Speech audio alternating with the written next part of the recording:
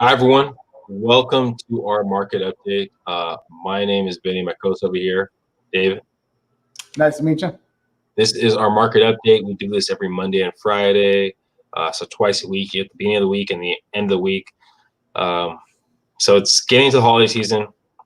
Now, as most of you know, if you've lived in San Diego for a long time, usually we start getting less properties hitting the market and less properties selling. And if you look at kind of where the numbers sit, we've been pretty consistent of what 800, 778, basically 800, 800, 900, a little bit of dip, 7, all right, 7, 8, 8, 7.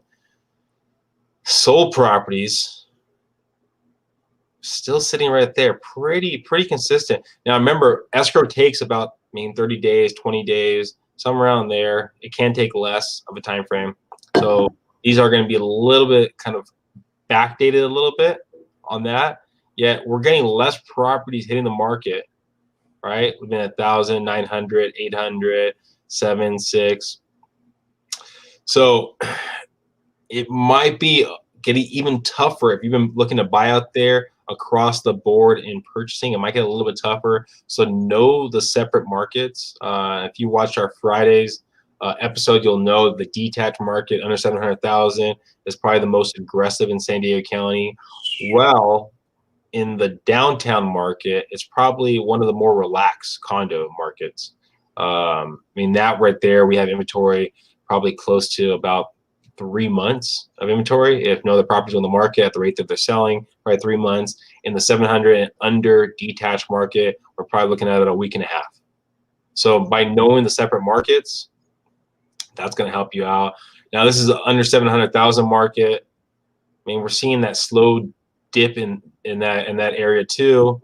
Yeah, maybe not as drastic as we're seeing it across the board. So just something to think about if you're looking at purchase in San Diego. Know the different markets that you're looking into. So the attached market, the condo market, is not as aggressive as the detached market, which is pretty aggressive in it. And the lower you want price point, it's going to get even crazier. It's very aggressive. You got to figure that housing market right now is out of control aggressive because everybody wants to get in on that. Can you blame them? Well, and talking about that, the reason why a lot of people are getting in on it is rates are still ridiculously low. Do you want to tell us how rates are sitting right now? You want me to tell you how low are rates without making a really bad joke? Yes, please. Okay. So since Vinnie suggested to let you know without a bad joke, rates are actually really low. There's something else to consider. The Treasury has come out and said it's going to continue to buy mortgage-backed securities going into the winter season. What does that mean? Even though we've been telling you before that the Fed is forecasting to keep its borrowing rates close to zero, the Mortgage Bankers Association is also predicting that the Fed will come in and buy more Treasury bonds into the future, therefore keeping rates lower, but they're predicting that you may even get a little bit more of a drop into the new year, which essentially will just put you back where we were 3 months ago. Because for those of you that haven't been watching closely, rates have gone up the last 6 weeks. They're not as low as they used to be, but they're still, they're lower than a slug on the sidewalk, which is pretty low. To give you a reference point of where they sit, we're talking about in some cases, in the 2% ballpark. Yeah. Even, investment properties, you're talking about in the 3%, which, a 3% loan for a primary residence, let's say, a year ago was fantastic. And now we're talking about in a 3% for investment property. So something to be aware of this current market right now is rates are low, and people ask me all the time, well, if there's not much inventory out there, why are people still trying to buy properties? They're trying to buy properties because they're trying to take advantage of the low rates. You have to think that if rates go up by 1%, it usually equates to about a 10% jump in your monthly payment, if that makes sense. So let's say if you're buying a $600,000 property, if the rates go up by 1%, it's like buying a $660,000 property, roughly. Okay, so things to really think about when you're looking to purchase for a property. Do you have any tips of the week you want to throw out today? You know, I was going to mention something. I'll do a tip of the week, but also for those of you out there who are wondering, like, why can the prices just keep going up? And like me and Vinnie has mentioned, it's a lot of it is rate driven, but there's Zigman, ZELMAN, Builders Index, and they're releasing right now that builders are building 16% below what is needed for market demand. So if builders are building less than demand, there's a higher demand, which means you're going to be stuck in this position again in the future of homes being more expensive. So for those of you out there who are wondering, hey, should I, wait till next summer to buy?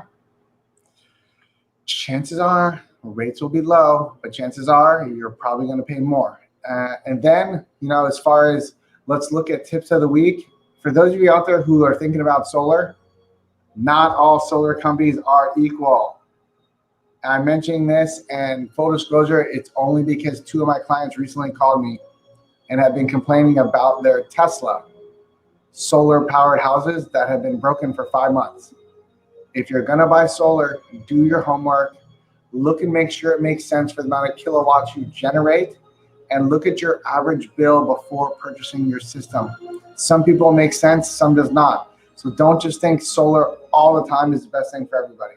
And then not the hugest tip of the week, but I see a lot of people get ripped off by solar, especially with that hero program, which ends up not being a hero.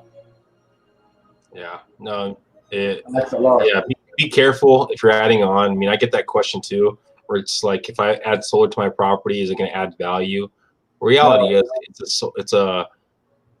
if you're not paying it off, right?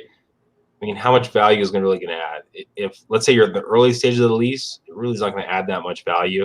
And I'm assuming the solar companies, they use that to sell you on putting it up there. If you're keeping the property and you're going to have it for the next 5 years, 6 years, and it's a good policy, then go right ahead. But really, really think it over, that you're going to take advantage of it and not think about that you're going to get resale value on it, especially for a lease program. Yeah, Okay? it's a whole another element, because solar is not what, Vinny? It's not real property. Oh yes, it's not real property. I was hoping you'd help me out there. You just left me drowning. And something also. I mean, now I'm having a brain fart after that hilarious joke right there. That just really happens. Yeah, like after that. Good job. Oh yeah. So rates right now all-time low. Something to really think about that we've talked about if you watch our investor seminar is, if you already own a property right now, look at the idea of refinancing your property, getting equity out of your property to build an ADU, okay, a granny flat on your property. If you have questions, reach out to myself or David, and we can help you out with that process. Because I'll be honest with you, sometimes it's not beneficial to sell and buy. Sometimes it's better to basically refinance your property, build an ADU on your property, and go forward that direction. So understand cash flow that way. Yeah, understand what's possible. For myself and David, if it doesn't look right, we're not going to guide you down that road. We want to make sure you get to where you want to get to, and not focusing just on making money off you. So because not every road is the yellow brick road. Wow, these jokes are crushing today. Crushing. We want to bring you down the right path, because some people will bring you down the wrong path. And wow, you got to be careful to make sure that you stay on course. Grasshoppers. All right. Anyways, grasshoppers. Thank you for watching, guys. Please subscribe to the platform. Reach out if you have any kind of questions. We'd love to be a resource for you for any of your real estate and lending needs. All right. Have a good one, guys. Bye.